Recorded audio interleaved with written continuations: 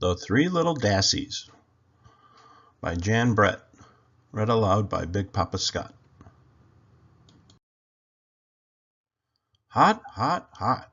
The little Dassies were almost grown up, and it was time for them to find their own place. Mimby, Pimby, and Timby waved goodbye to Mommy, Daddy, aunties, uncles, and all their cousins and set out for the distant mountains. "Come and visit us," they shouted. "A place cooler, a place less crowded, a place safe from big eagles."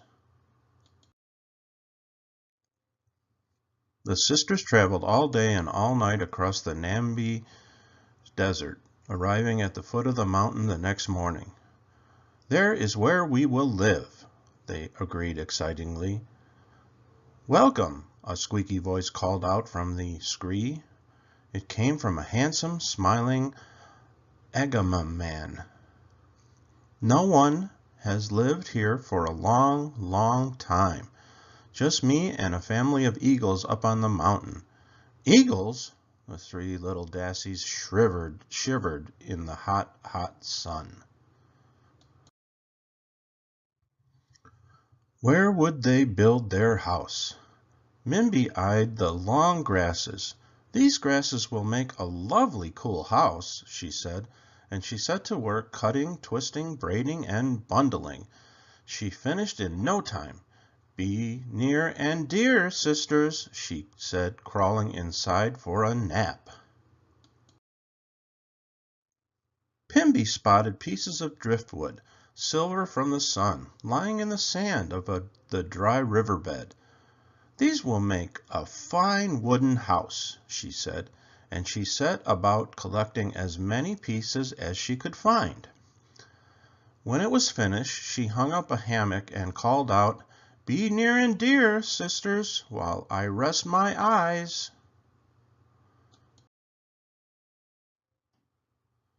Timby looked at the rocks around the mountain.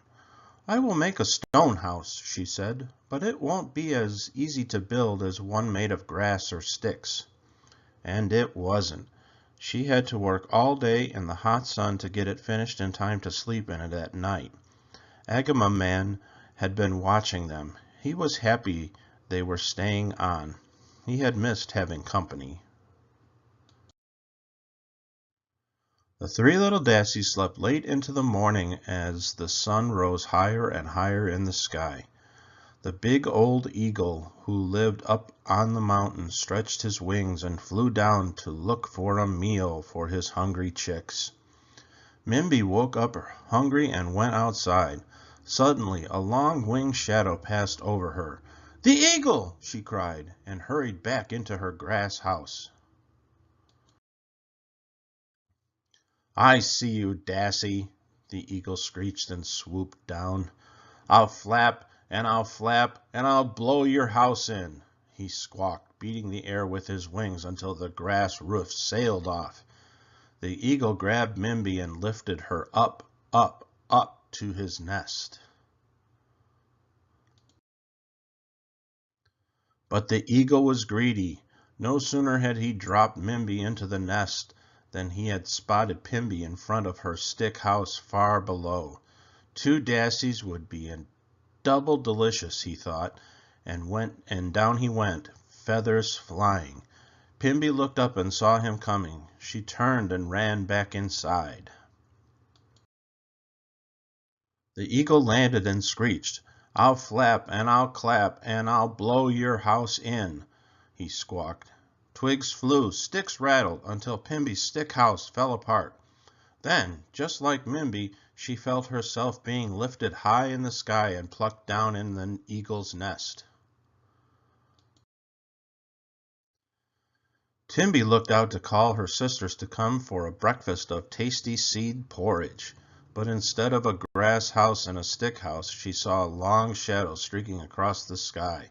"I see you, Dassie. Here I come."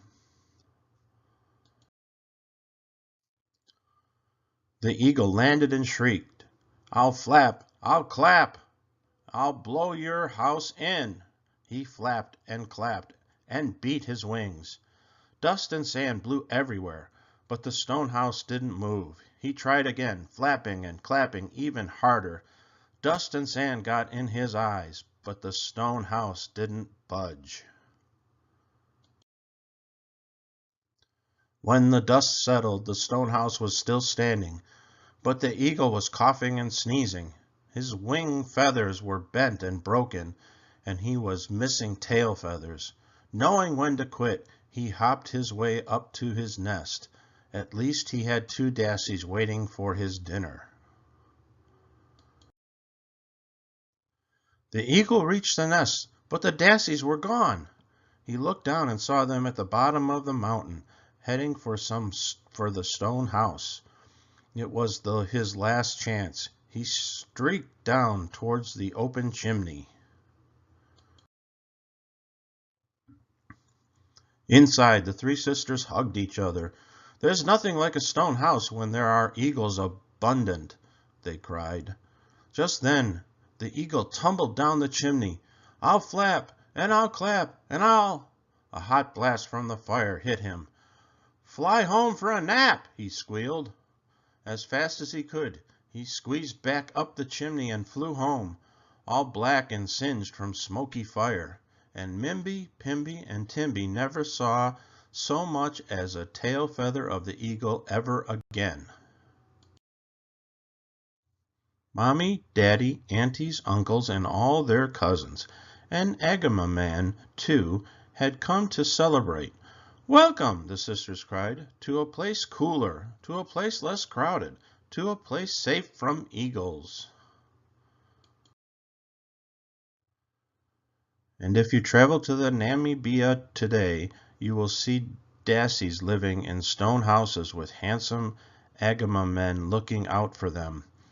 As for the pesky eagles, they are easily spotted, for their feathers are as black as soot. The end.